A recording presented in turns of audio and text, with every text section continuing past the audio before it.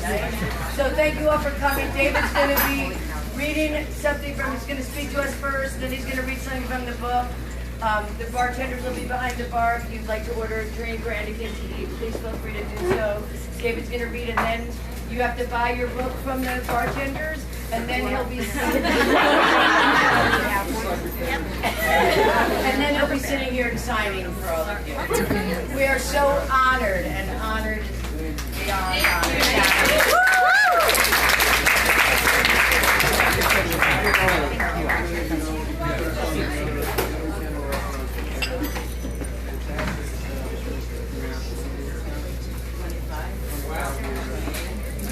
I always ask you to tell the story.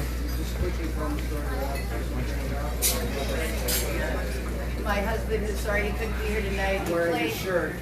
Wearing his shirt. He played a lottery ticket on Friday the 13th, and he won $53,000, and that was the seed money to open the restaurant.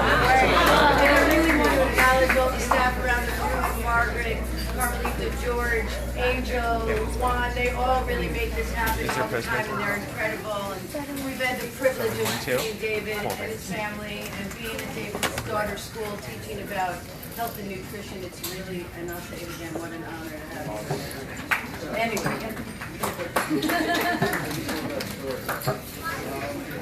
So I'll read a little bit, and instead of talking too much, I would just answer questions if you guys want to talk a little bit back and forth. I don't really have much to say by way of explaining the book. The Holy Cow was just kind of easy to sum up. It was, just a cow type in India. It's very easy to go out and talk about it because people got the idea right away.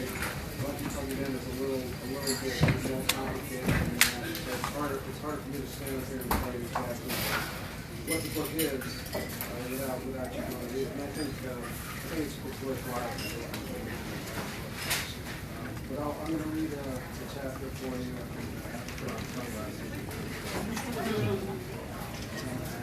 In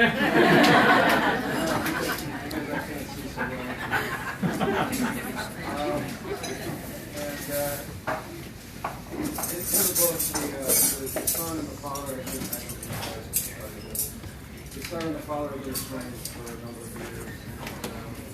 The father Marty is dying of lung cancer. His son Ted has moved back in to take care of him. They're not yet close again. And the father Marty is a big Red Sox fan. He's helping to rise and come and playing on the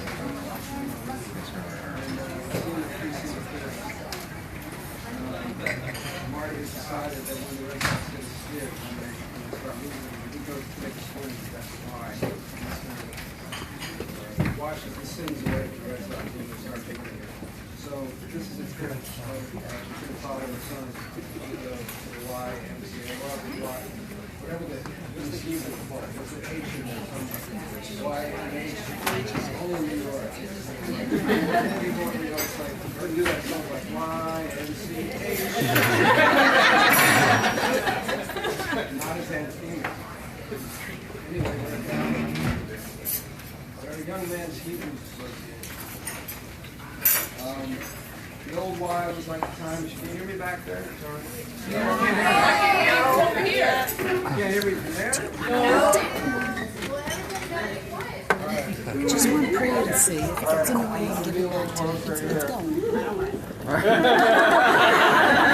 It's all good. All right. I'm going to read as loudly as I can. The old Y was like a time machine. When you stepped through his doors, you were transported to the late 50s, early 60s. That's how long everybody had worked there. And that's the last time they ever got any new equipment. The same huge old woman, Pearl, checked IDs. She'd been there since Ted was a boy. She looked to be about 4'11", 250 pounds, like Aunt Bee from Mayberry gone bad. But Ted had actually never seen her standing. It was like she was a sedentary centaur, half old Jewish lady, half chair. She smelled like nothing and no one else. A tainted musk of head-spinning force field of airless nylon crotch, cabbage, pierogi, and coffee. Like perfume spritz above the place where perfume went to die. When Ted and his friends had gotten older, they called her Pearl the Earl, in honor of the great basketball player Earl the Pearl Monroe, aka Black Jesus. Ted had never seen the lesser Pearl move, let alone spin and shake like her namesake, nor had he ever seen anyone sneak by her. She was the original immovable object. She was fierce, a bemolded Medusa, a Hebraic Cerebrus in a muumuu with a shtetl accent, checking membership status. Pearl the Earl was shaken, Mama, Ted whispered respectfully as he passed. Card, she demanded. Get down with your bad self, Ted said admiringly and produced Marty's card. Things were no different in the locker room or the gym. Ted passed the ancient sauna where his father used to take him as he sat and kibitzed with the older men, naked in the dry heat. Ted remembered being awed by the size and long hang of the old men's balls as they sat with their towels. And he sat with his towel closed, trying not to pass out from the heat. How are mine going to get like that? And do I want them to? He remembered thinking. They also still had those exercise machines that worked on the principle of attacking the fat parts of the body only. There was the vibrating belt with the seatbelt type of apparatus that went around your waist and, when turned on, held you in a spastic embrace, forcing you to do a speeded up twist, supposedly shaking the pounds off your waistline. And there was the wooden fat roller thing that spun like a rotisserie, with swiveling thick wooden dowels you sat on that was supposed to badger and knead your ass fat into nothingness, like Joe Weider and Rube Goldberg had a baby. Jack LaLanne must have had a good sense of humor. Ted changed into his father's old Speedo. The elastic was nearly all gone. Little holes where the chlorine had eaten at it like chemical moths gave it an almost fishnet allure, and only the string, the original replaced by an old shoelace, kept Ted from exposing himself to all the septuagenarians. Things were no more present day in the water. Marty went in the lane designated slow, but slow was aspirational. The 80-year-olds in that lane appeared stationary, moving with the tide from side to side like human jellyfish. The medium lane was slow by any standards, and oddly the fast lane was slower than the medium. Ted chose the fast lane because it was probably the first and only time in life he could. He thought, I should move into an old age community right now because I would dominate athletically. I would rule. As the sign said, no swimming without a bathing cap, Ted wore a Red Sox cap that Marty had lent him. He looked like an angry sperm. He dipped his toes in the water, fucking freezing. He remembered that his great-grandmother Baca had been a polar bear at Coney Island, one of those old country Eastern Europeans who joined together in the New World to swim in the frigid Atlantic during Brooklyn's dead of winter. She'd go out there off the boardwalk with a bunch of other hardy Poles and Russians and wade into water barely above freezing. You get used to it, they'd say, and they might as well have been talking about the pain of life itself. You get used to it. These were tough people, and possibly collectively insane.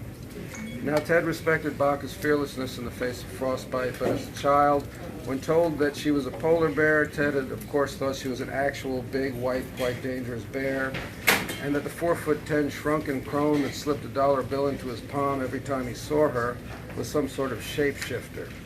It was something he told only close friends when he was in 3rd grade. My father's mother's mother is a polar bear, he would say, don't tell anyone.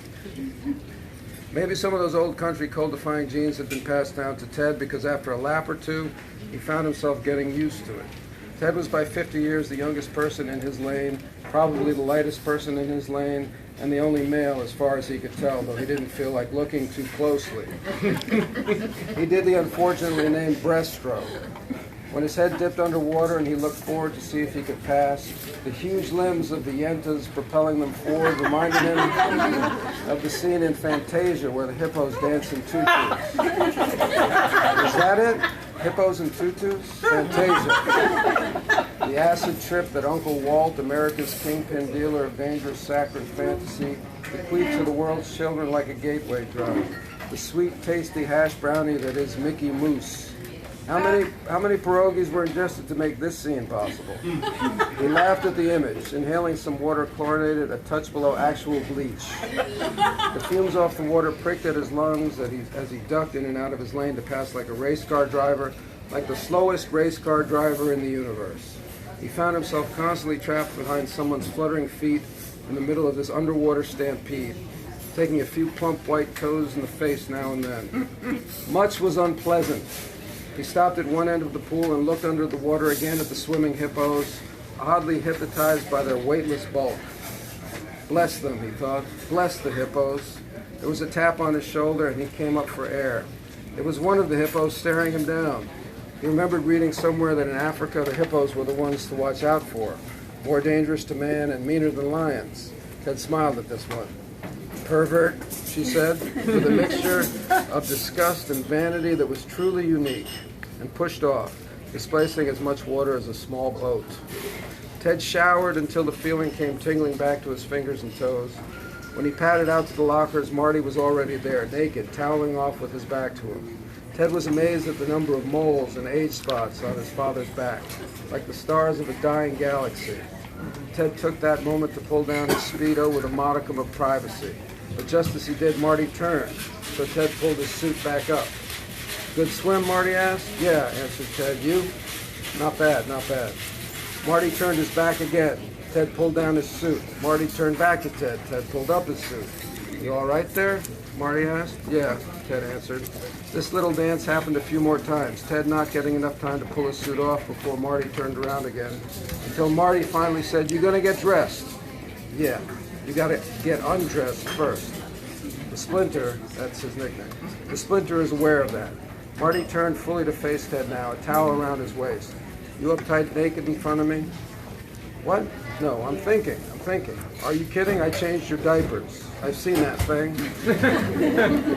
I don't recall. Okay, I watched your mother change your diapers. Jesus, you're serious. I can't, Ted said. Just look away. Marty dropped his towel to the floor, standing facing Ted now and naked. Can't be any worse than me, his father said. I look like an old woman with a dead sparrow where my cock should be. Ecce homo. The old man. Marty made a magnanimous gesture toward his crotch, reminiscent of Carol Merrill on Let's Make a Deal. I prefer not to, said Ted. Check it out, said Marty Bartleby. Get naked with me, you fucker. No. Take him off or I'll take him off. Marty made a grab at Ted's Speedo. Ted leaned back as he brushed his hands away, losing his balance and slipping hard and flat on his back on the wet floor. Marty laughed. That was fantastic.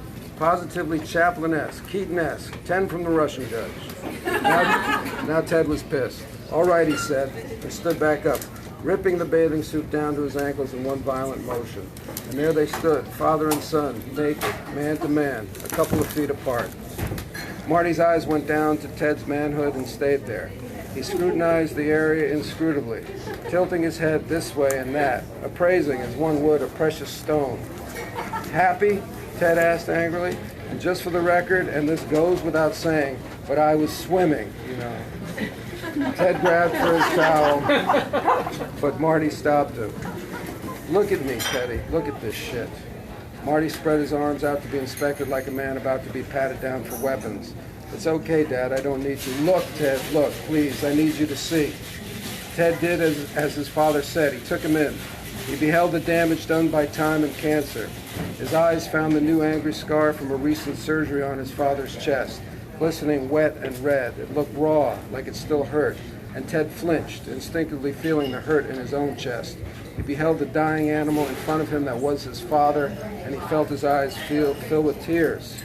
Fucking chlorine, he said.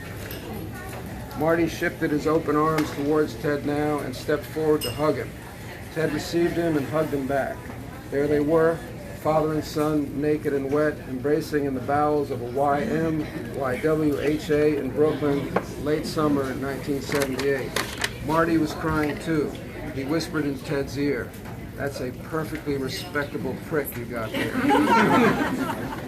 That particular phrase felt better to Ted than he would have ever imagined, and he didn't care to unpack why just now.